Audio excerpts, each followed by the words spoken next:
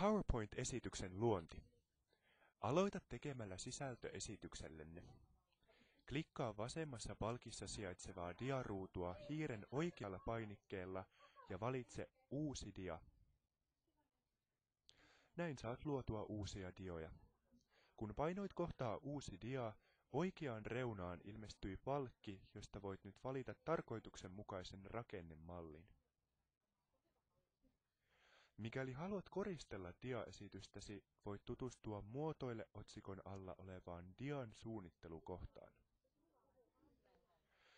Kun teet ranskalaisia viivoja, saatat tarvita tabulaattori ja Shift plus tabulaattori näppäimiä tehdäksesi sisennystä ja poistaaksesi sitä niin sanotuista palluroista.